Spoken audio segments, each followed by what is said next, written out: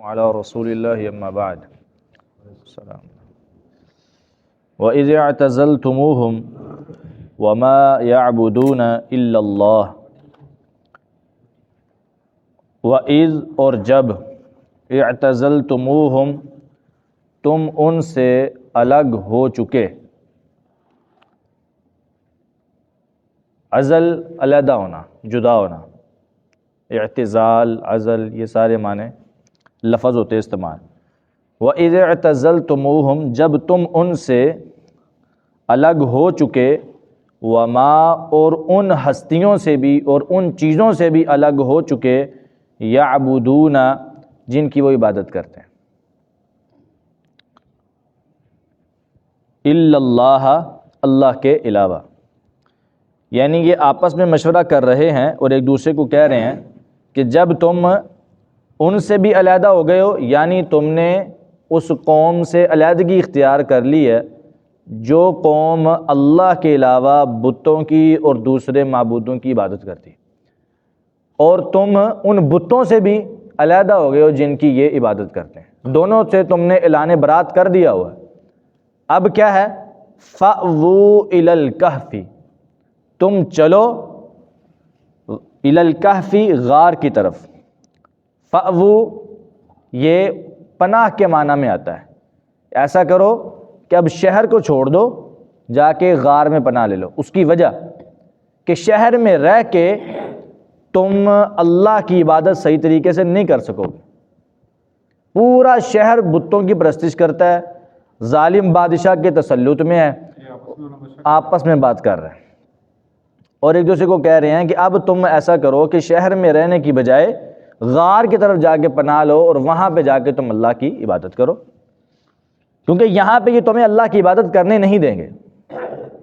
اور حدیث میں بھی آتا ہے نا کہ ان قریب ایسا ہوگا، قیامت کے قریب جو فتنے بڑھ جائیں گے تو اس وقت انسان کا سب سے بہترین مال اور سب سے بہترین زندگی کیا ہوگی؟ تو وہ اپنی بکریاں لے کے نا پہاڑ کے اوپر چلا جائے گا، وہاں پہ جا کے بکریاں چرائے گا، خود ہی جو ہے وہ اکیلا رہے گا اور نماز پڑھے گا اور جناب وہاں پہ نا اللہ تعالیٰ کے ذکر و اذکار کرے گا، اور پھر نا وہاں پہ اس کو موت آ جائے گی. اپنے دین اور اپنے ایمان کو بچانے کے لیے شہر سے علیحدہ ہو جائے گا. یہ اس وقت ہے جب مکمل شہر میں فتنہ و فساد پھیل چکا ہو اور آپ صحیح طریقے سے اپنی عبادت نہ کر سکتے ہو. ایک جو اور طریقہ ہمارے یہاں چل رہا ہے اس کو سمجھیے، دونوں کا فرق. جو صوفی ازم اور صوفیت ہے وہ کیا ہے؟ رہبانیت، کہ اپنے آپ کو بالکل ہی زندگی سے، دنیا کے معاملات سے علیحدہ کر لینا. اور وہ یہ اس وقت بھی ہو رہا ہے جس وقت میں انسان اپنی مرضی سے جہاں چاہے جس وقت چاہے عبادت کر سکتا ہے، اور اس میں عبادت میں اس کے کوئی روک ٹوک نہیں ہے کسی کے حوالے سے بھی. یہاں پہ عبادت کر بھی سکتا ہے، لیکن اس کے باوجود کچھ لوگ رہبانیت کو اختیار کرتے ہیں اور پوری دنیا سے اور اپنے رشتہ داروں سے، خاندان سے، ماں باپ سے، بہن بھائیوں سے، سب سے علیحدہ ہو کے علیحدہ جا کے بیٹھ جاتے ہیں. یہ رہبانیت ہے جو کہ پہلے عیسائیوں میں اور یہودیوں میں موجود تھی، جس کو اسلام نے منع کیا کہ کیونکہ تمہارے جسم کا تم پر حق ہے، تمہارے گھر والوں کا حق ہے، بیوی کا، بچوں کا، ماں باپ کا، بہن بھائیوں کا، سب کا حق ہے، انسان اس کو ادا کرے. ٹھیک ہے. اور یہاں تک بھی حدیث میں ہے کہ نبی علیہ السلام نے فرمایا اگر کوئی انسان رہتا ہے اس پر ظلم کیا جاتا ہے تو ظلم کیا ہوا انسان جو ہے وہ اس پھر بھی عبادت پر استقامت اختیار کرتا ہے، وہ اس شخص سے بہتر ہے جو صبر اور تحمل کے ساتھ نہیں رہتا.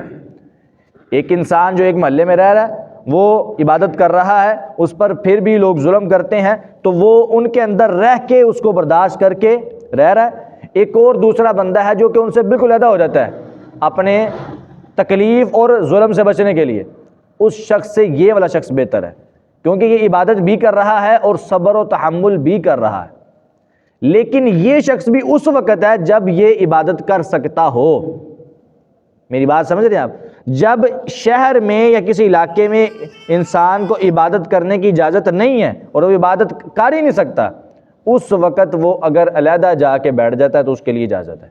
شریعت نے اجازت دی ہے اپنی عبادت اور اپنے دین کو بچانے کے لیے. ٹھیک ہے، یہ اس وقت ہے. اور انہوں نے بھی ایسے کیا کیونکہ پورا شہر ان کے خلاف ہے، ظالم بادشاہ ان کے خلاف ہے، اس نے جو ہے نا وہ اپنے وزیر ان کے پیچھے لگائے ہوئے ہیں، ان کو ڈھونڈ کے لاؤ، ان کو ہم نے سزا دینی، تو یہ ان سے بھاگے ہوئے ہیں۔ اب یہ کہہ رہے ہیں کہ ہم اپنی عبادت کو کیسے انجام دیں گے، اس کا طریقہ یہ ڈھونڈ رہے ہیں۔ وہ طریقہ کیا ہے؟ غار کی طرف جانے کا، غار میں جا کے پناہ لیں گے، وہاں پہ جا کے ہم اللہ کی عبادت بڑے اچھے طریقے سے کر سکیں گے۔ وَإِذْ اعْتَزَلْتُمُوهُمْ، اور جب تم ان سے الگ ہو چکے، وما، اور ان چیزوں سے بھی الگ ہو چکے، یعبدون، جن کی یہ لوگ عبادت کر رہے ہیں، الا اللہ، اللہ کے علاوہ، فَأْوُوا، پس تم پناہ لے لو، الی الکہف، غار کی طرف، ینشر لکم، کھول دے گا تمہارے لیے، ینشر، نشر، کھولنا، کھول دے گا تمہارے لیے، ربکم، تمہارا رب، من رحمتہ، اپنی رحمت میں سے کچھ حصہ تمہارے لیے بھی وہ مقرر کر دے گا، کیونکہ تم اس کے دین کے لیے نکل رہے ہو، تم پر اپنی رحمت کو نازل کرے گا۔ وَيُهَيِّئْ لَكُمْ، اور وہ یُهَيِّئْ، وہ مہیا کر دے گا سہولت کو، لکم، تمہارے لیے، من امرکم، تمہارے معاملے میں، مرفقاً، نرمی یا سہولت، ٹھیک ہے، وہ تمہارے معاملے میں تمہارے لیے سہولت کو کیا کرے گا کہ اگر تم غار کی طرف جاؤ گے تو پھر تمہارے معاملے میں نرمی آ جائے گی، سہولت آ جائے گی، تم بڑی آسانی سے اللہ کی عبادت کر سکتے ہو، تمہیں وہ سیدھا راستہ دکھا رہا ہے۔ تو آپس میں یہ مشورہ کر کے غار کی طرف جانے کا پروگرام بنا رہے ہیں۔ وَتَرَى الشَّمْسَ إِذَا طَلَعَتْ تَزَاوَرُ عَنْ كَهْفِهِمْ ذَاتَ الْيَمِينِ،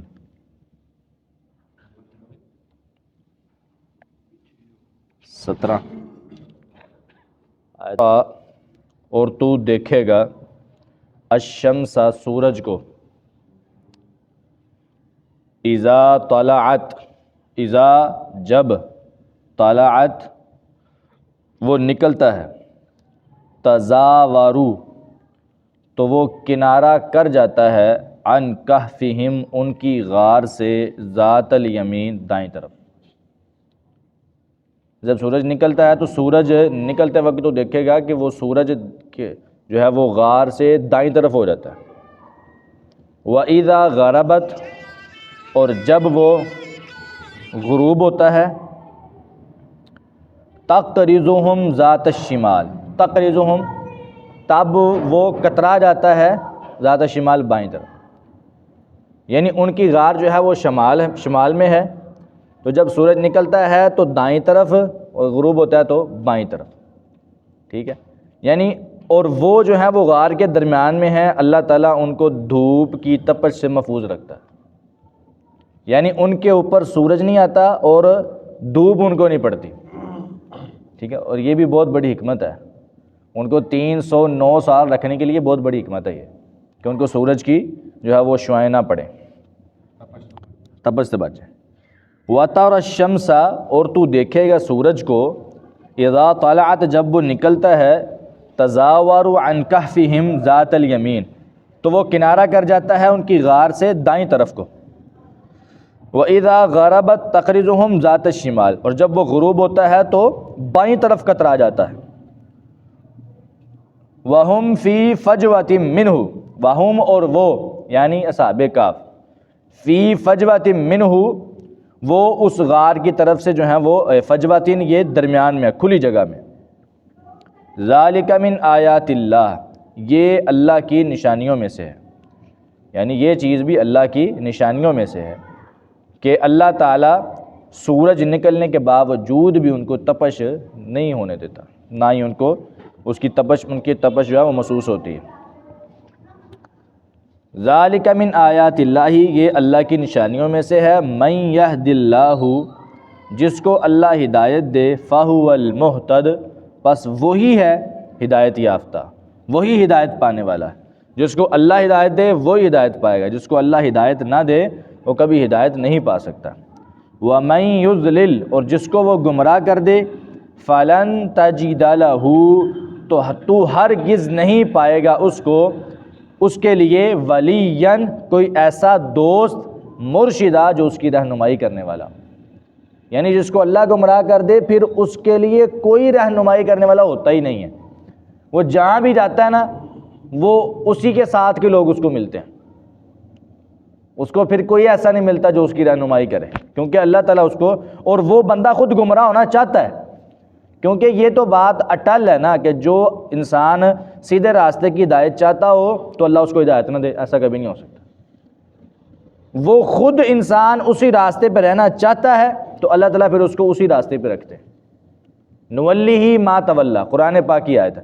اللہ کہتے ہیں کہ جو رسول کی مخالفت کرتا ہے صلی اللہ علیہ وسلم ہدایت آنے کے بعد، اور وہ مومنوں کے راستے کے علاوہ کسی اور راستے کی پیروی کرتا ہے، تو پھر ہم کیا کرتے ہیں؟ نولیہ ما تولی، جہاں وہ جانا چاہتا ہے ہم اس کو جانے دیتے ہیں۔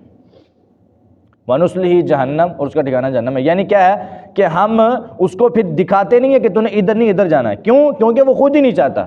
جو انسان خود چاہتا ہو کہ میں سیدھے راستے کی ہدایت پر آؤں تو وہ اللہ تعالیٰ اس کو دکھا دیتا ہے، جو انسان نہیں چاہتا اس کو نہیں دکھاتا۔ وَمَن يُضْلِلْ، اور جس کو وہ گمراہ کر دے، فَلَن تَجِدَ لَهُ، تو ہرگز آپ نہیں پائیں گے اس کے لیے ولیًّا، کوئی ایسا دوست، مرشدہ، جو اس کی رہنمائی کرے۔ مرشد کہتے ہیں رہنمائی کرنے والے، مرشد ایک ہوتا ہے مرشد، مرشد اور مرشد میں فرق ہے۔ ہمارے یہاں مشہور مرشد ہوتا ہے، حالانکہ مرشد کا معنی ہے جس کی رہنمائی کی جائے۔ اگر شین کے اوپر زبر ہو تو اس کا معنی کیا ہوتا ہے؟ جس کی رہنمائی کی جائے، مرشد۔